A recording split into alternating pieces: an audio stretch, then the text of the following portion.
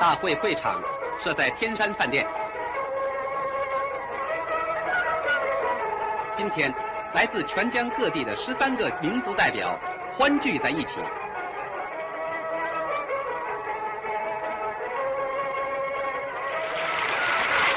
大会隆重开幕。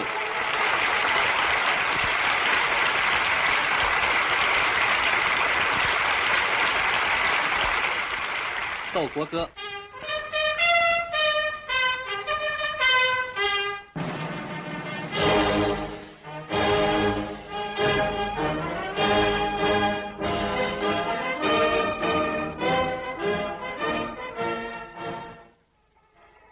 大会执行主席赛福鼎致开幕词，他首先向各位代表表示祝贺。新疆省计划委员会主任辛兰亭做关于新疆省发展国民经济第1个5年计划草案的报告。新疆省财政厅副厅长刘子模做关于新疆省1954年财政决算和1955年财政预算的报告。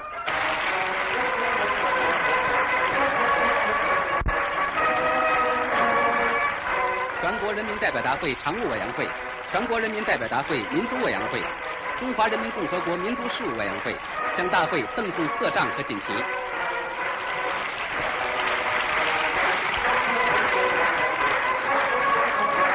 新疆在欢呼，新疆在前进。